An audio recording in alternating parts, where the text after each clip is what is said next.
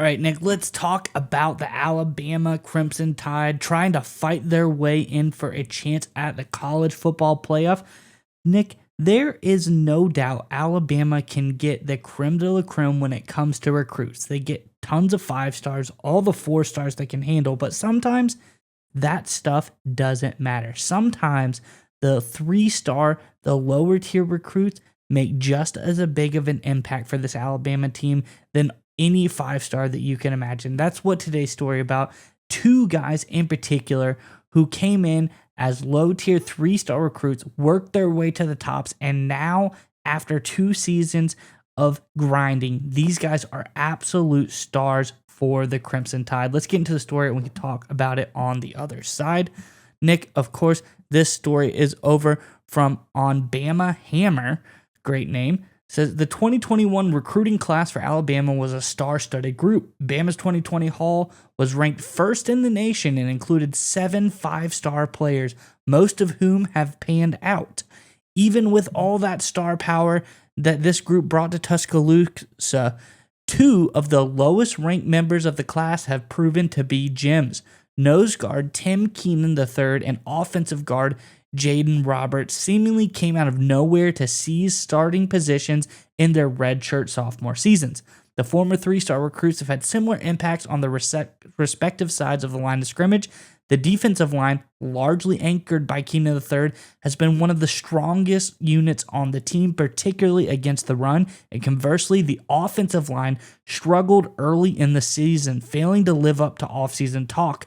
But after Roberts was inserted into the starting lineup, the group gradually began to improve and has since progressed into one of the better units in the SEC.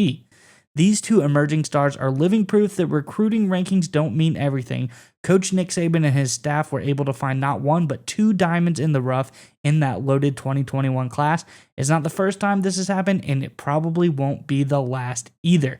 Now, Nick, I think this is absolutely huge because Alabama, they can get all of the high-tier talent, but if they can get guys on the back burner that they can grow and develop, that is just as good as getting 5-star guys that can come in ready to play because you got to have depth. And as we saw, we heard about the depth and the talent on this Alabama offensive line coming to the season. Turns out it disappointed a lot. They weren't that good, and it was a huge issue. In comes Roberts, able to come in and help this line turn into one of the best units in the SEC, as the article talks about. And Keenan, he just came in and was a dominant force from day one. But these guys, neither of them played in 2020. They only played very minimal, or neither played in 2021. They played minimal snaps in 2022, and now in 2023, they are stars on their respective units. I think this is big for Alabama and just shows the depth and breadth of this coaching staff of developing players. But Nick, I'm curious what your thoughts are on this one. But Alabama, big game this weekend, Iron Bowl versus Auburn. It's going to be a tight one. Let us know in the comment section below. What are your thoughts on the score this weekend? Let us know in the comments below. But Nick, what do you think about this story for Alabama? Well, before I jump into this, I think the tightest the score will be between Auburn and Alabama is probably 0-0. I see no reason Alabama doesn't win this one by about 50 million. Auburn looked absolutely terrible, embarrassed the SEC with their performance last Saturday. I think Alabama will roll all over Auburn. But when it comes to this specific story, look, we talk about it all the time, how major college football has become very similar to the NFL game, and recruiting has become very similar to drafting. And what that means, the top contenders in the NFL game continue to be teams that find late round gems or mid round gems, the 3rd or 4th round draft picks in the NFL that become starters, even Pro Bowl players or stars. This is an example of Alabama doing the equivalent at the college level. And this is one thing that's really forgotten. Look, we all follow the recruiting rankings. It's getting to be that time of year again, right? The first signing day is not that far away now, only a few short weeks. Everyone's going to fall in love in the recruiting rankings. Who got the most 5 stars? Who got the most 4 stars? Who's number 1? Who's number 2? Who's number 3? So on and so forth.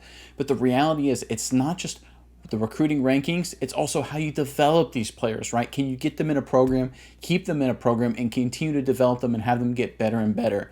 And Nick Saban does that better than anybody. And that's the only thing, I think, preventing everyone from looking at Kirby Smart's Georgia Bulldogs squad and saying they're the next Alabama. Because right now, what Kirby Smart has basically built this team on, and it's a phenomenal team, they're the best team in college football right now, I think everyone understands that, is basically 3 or 4 phenomenal recruiting classes and just a great magical run in a really weak SEC East. That's the reality of what Kirby Smart and Georgia is facing right now.